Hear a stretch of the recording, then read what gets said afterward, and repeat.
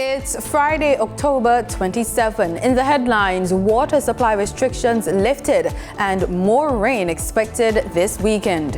In business news, a number of tourists set to grow by 2050. Regionally, Bajans share views on education reform. Internationally, General Assembly held after failed resolutions about war on Gaza. In sports, we have the latest on West Indies women versus Pakistan's 3-match 50-over series. And in entertainment news, Rihanna's anticipated comeback tour. This is the weekend news on PBC Jamaica. I'm Simone Absalom Gale.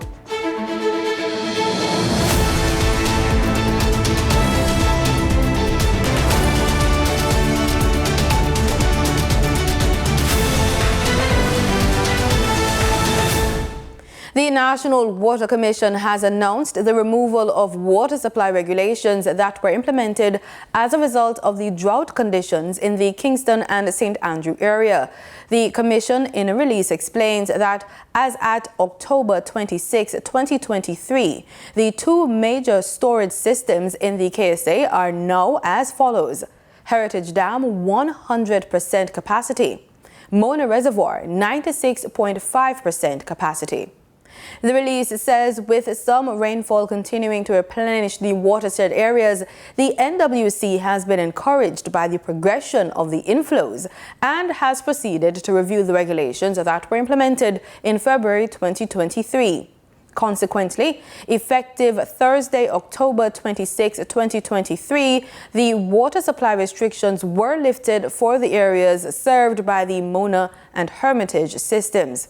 Additionally, distribution of water for the Hope system serving Papine and Gordontown areas, as well as the Seaview systems serving Stony Hill and Jacks Hill areas, will revert to schedules prior to the drought. As the new arrangements come into effect, persons are reminded to allow for initial periods of pressure fluctuations as the network recharges fully across a 24-36-hour period. Additionally, customers are reminded to closely monitor usage to ensure that no wastage or leaks exist. Now we have part 2 of a feature on government initiatives for homeless persons in Jamaica.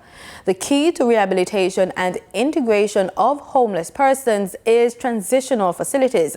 Studies have shown that homeless persons in general are 6 times more likely than housed populations to become ill or infected with diseases. The facilities provide critical services such as psychiatric care, counseling, rehabilitation, occupational therapy, social reintegration, and full medical treatment. Welcome to the Desmond Mackenzie Transitional Center for the Homeless.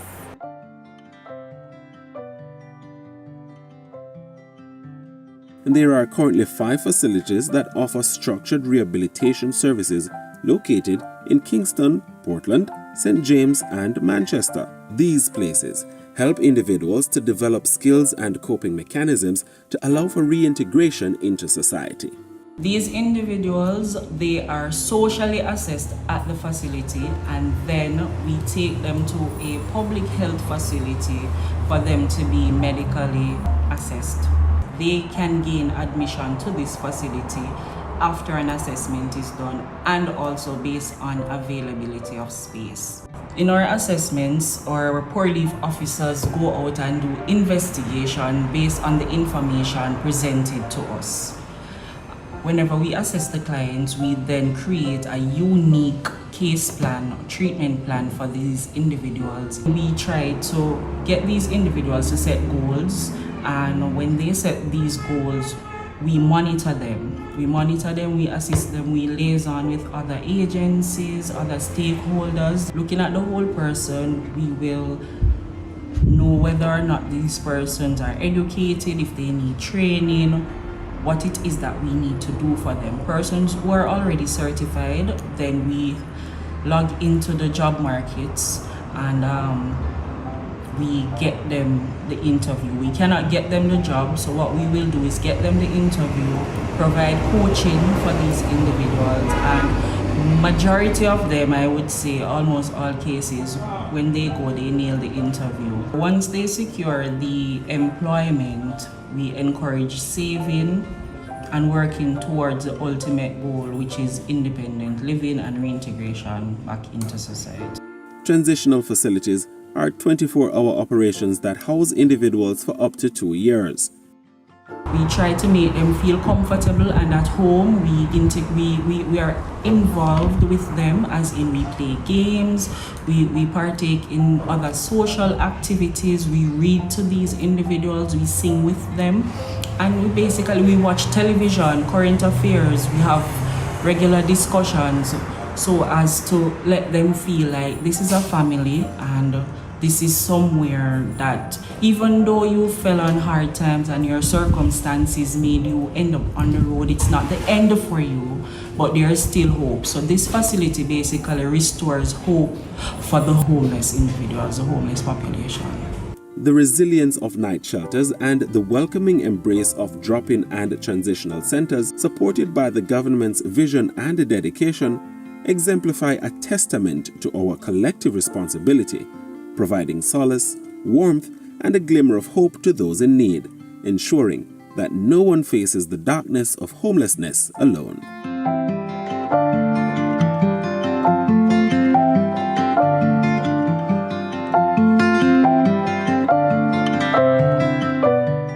Before we end the local news, let's take a look at the weekend forecast from the Meteorological Service of Jamaica. There is a lingering trough across Jamaica causing increased cloudiness and showers and thunderstorms, especially across eastern and central parishes. This afternoon, isolated afternoon showers and thunderstorms are mainly forecast across southern parishes. Windy conditions are forecast across northern parishes. On Saturday morning, showers are expected across northeastern parishes with partly cloudy conditions in the afternoon across hilly areas. On Sunday, expect morning showers across eastern parishes. It's expected that the nation will experience cloudy conditions with showers and thunderstorms mainly across eastern and central parishes. Lingering nighttime showers are forecast across eastern and central parishes.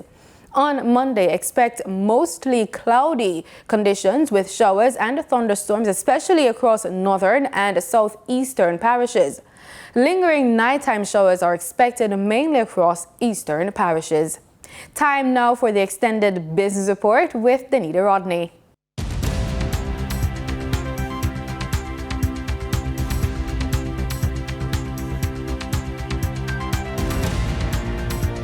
Welcome to the Extended Business Report. I'm Danita Rodney. In this week's report, while speaking to stakeholders of the Sandals Group during a workshop, Tourism Minister Edmund Bartlett says the number of tourists around the world will almost double by 2050.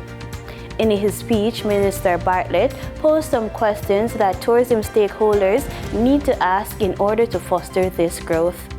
In a matter of 25 years, 1 billion more tourists are going to be traveling across the world. Where are they going?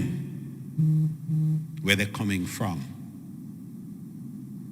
And so in the context of your discourses, we have to examine then what are the trends, what are the future calls, what are the psychographic profiles of this new demographic that is emerging across the world. What are the calls from the new destinations that are emerging? And how do we build capacity to embrace that new thrust? It is estimated that 1.4 billion people travel for leisure and other tourism-related activities annually. People can be the solution to challenges that the world faces. And how is this possible? Through strong human capital, that is, a quality education, good health, and skills to achieve their potential. But don't take my word for it, take the World Bank's. Here's an idea worth $1 billion. One that will lead to the best innovations you've ever seen, the most powerful thinking that'll redefine the future, helping you and your country grow by billions. Do we have your attention? One word, people. Your future workforce is already born. 1 billion of them. People eager to be their best selves. People ready to shape what our world will look like.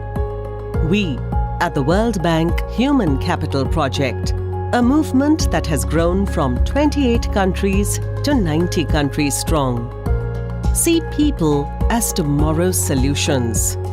What they need today is strong human capital. They need quality education, good health, skills. They need you to make sure our future is in her good hands, his good hands, their good hands, a billion good hands. Are you ready to join us to enable a billion livelihoods, to create a billion jobs, to build a billion dreams?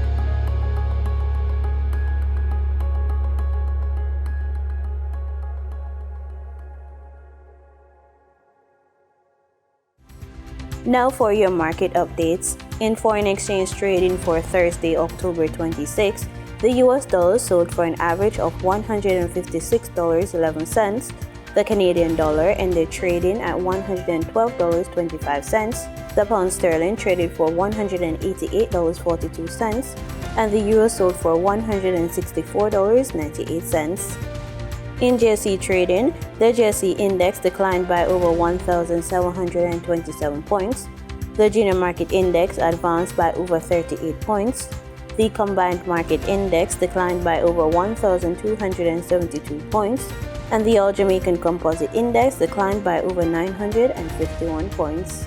Overall market activity resulted from trading in 96 stocks, of which 51 advanced, 28 declined, and 17 traded firm. Stocks advanced for 138 Student Living Jamaica Limited, Access Financial Services Limited, and AMG Packaging and Paper Company Limited. Stocks declined for Berger Paints Jamaica Limited, Blue Pearl Group Limited, and Caribbean Insurance Brokers Limited. Trading firm were Caribbean Cream Limited, Carreras Limited, and Epley Limited 7.25% preference shares. The overall volume leaders were Jamaican Teas Limited with over 5 million units, Wixon Winform Limited ordinary shares, and Dollar Financial Services Limited with over 3 million units. In regional stocks, in Trinidad and Tobago, Calypso Macro Index Fund posted a volume of 1,400 shares.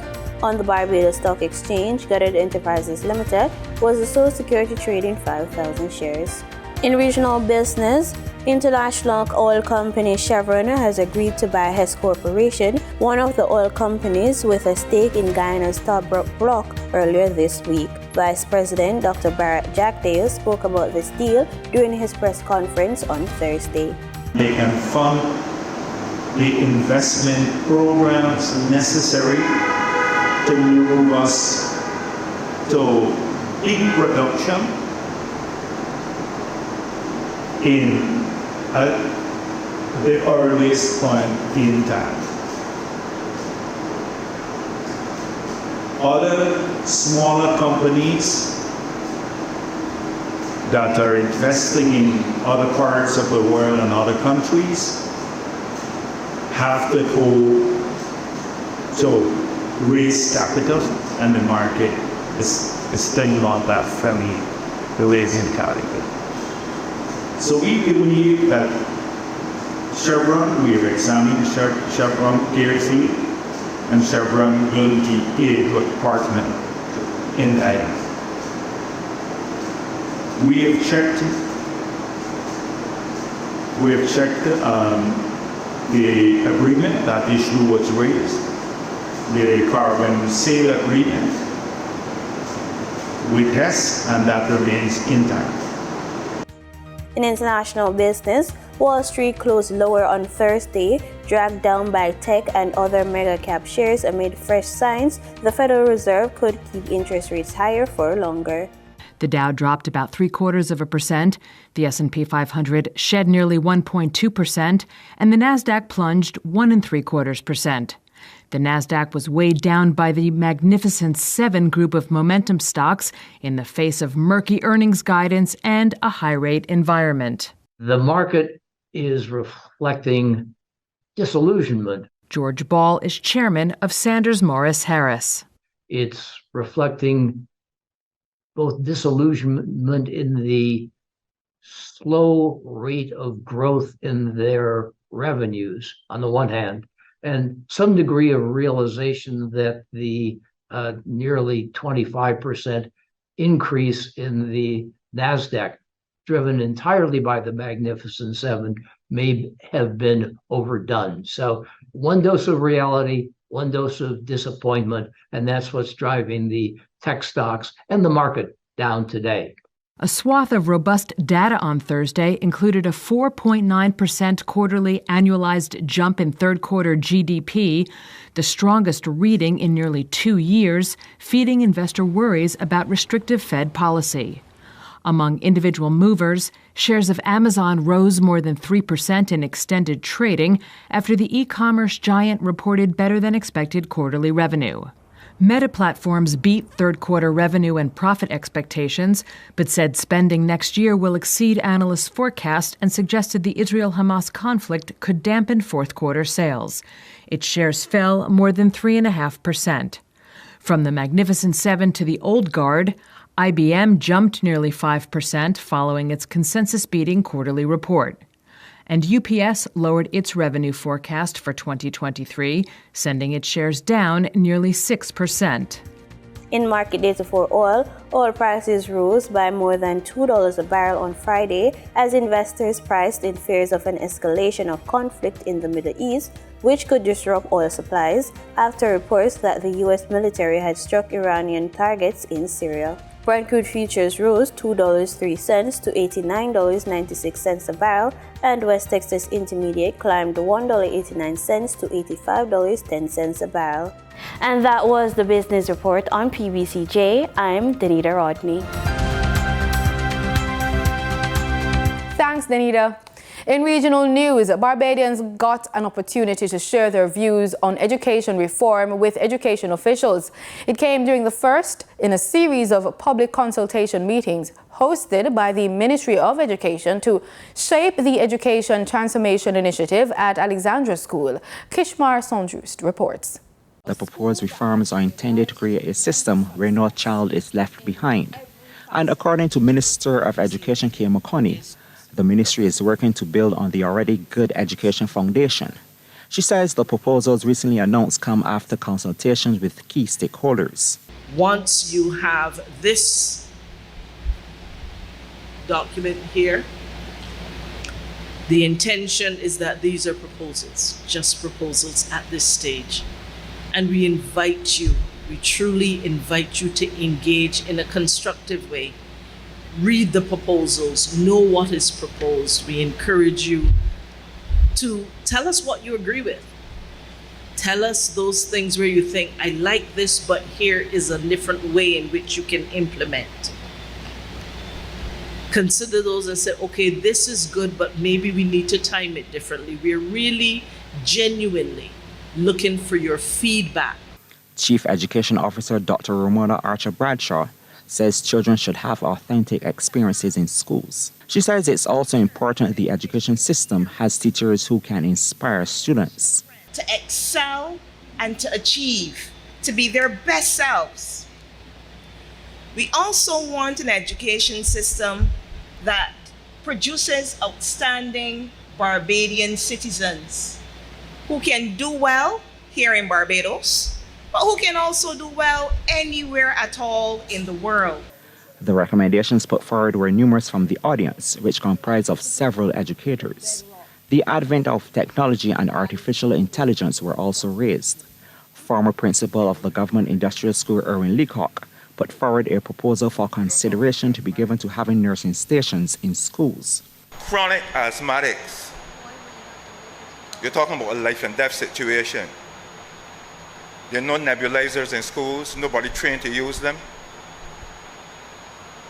If we are talking about reimagining education, that has to be. Because if you're looking at models overseas, a nurse in a school is taken for granted. Nobody is no big thing because it is taken for granted. Through the sessions, education officials will collate all suggestions and refine their booklet and document before submitting to Cabinet. Kishma Senjis, CBC News. In Guyana, local businesses are embracing technology as a way to make their services more efficient and competitive. But now, cybersecurity is a huge focus. This was made clear at a technology conference organized on Thursday by several local business organizations. If every business does just one thing, which is to digitize their operations, we believe that that itself alone can deliver a significant competitive edge, a significant competitive edge for our, especially small businesses. And when we talk of digitizing operations, we're simply just talking about transforming traditional manual processes to digital automated ones. Pretty simple concept, to be honest. But we believe that that alone would deliver significant upside for businesses. Business leader Orson Ferguson was among those who said that local businesses should leverage technology to become more competitive and efficient. In fact, that was the focus of a technology conference hosted on Thursday. Many also agreed that cybersecurity must be a key focus to help protect businesses and people's data. Prime Minister Brigadier Retired Mark Phillips agreed with the focus on cybersecurity, noting that the government is also focused on this. With this increase in connectivity, access to information, and endless opportunities for digital innovation, it is crucial to implement robust cybersecurity measures to protect data, maintain operational integrity, and ensure the safety and privacy of individuals and organizations in this new era of technological innovation. The Prime Minister also told the gathering that information and communication technology is a crucial part of the government's efforts to fortify security and combat various types of crimes, including cybercrimes. Reporting for the newsroom, Fariza Hanif. In international news, an emergency meeting was held by the UN General Assembly after efforts to reach a resolution on the war on Gaza failed. Al Jazeera has the details. In his speech to an emergency session of the UN General Assembly, Riyad Mansour, the Palestinian ambassador, called on the world to uphold international law and hold Israel accountable. The only path forward is justice. Justice for the Palestinian people. Don't distort the law. Don't bend it. Don't break it. Don't betray it to accommodate Israel. Uphold it, and uphold it high. This is what we are here for as a United Nations, to save future generations from the scourge of war. But Israel's ambassador Gilad Erdan said the world's attention should be solely on the October 7th attack by Hamas and Israel's self-described efforts to destroy what he called the monsters who perpetrated it. This is not a war with the Palestinians. Israel is at war with the genocidal jihadist Hamas terror organization. Only. It is the law-abiding democracy of Israel against modern-day Nazis. Jordan's foreign minister countered Israel's claim that it is abiding by international law. How many wars? How much death has our region suffered? And what good did that do? All of us. It did not bring security to Israel. It will not. It did not bring security to any of us. My friends, the right to self-defense is not a license to kill with impunity. Collective punishment is not self-defense. It is a war crime. There are still speakers from more than 100 countries on the list to address the General Assembly. A vote on the resolution could come as early as Friday afternoon or evening. Gabriel Ozondo, Al Jazeera at the United Nations. In sports, Captain Rashada Williams produced a Player of the Match half-century as West Indies Women A edged Pakistan Women A by 3 wickets with a ball to spare to level their 3-match 50-over series in Pakistan Thursday. Asked to chase 189, the visitors overhauled their target thanks to Williams, the right-hander, top scoring with 71 of 94 deliveries. Off-spinner Ashmini Munsar led the visitors' attack with 3 for 21, while left-armer Quiana Joseph claimed 2 for 30. The victory was an important one for West Indies Women A following their 8-run defeat in the opener last Tuesday. Time now for the entertainment news with Alicia Steele.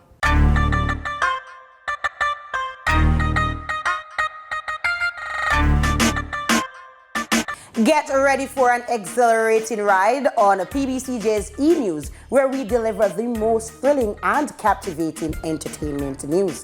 I'm Alicia, your enthusiastic host, here to inject some excitement into your day with the latest updates. Today, we have exciting news about Rihanna planning a highly anticipated comeback world tour. Additionally, we'll be discussing Popcorn and the cancellation of his London show, questioning whether the unruly crew is becoming too unruly. Stay tuned, because this show is guaranteed to leave you craving for more.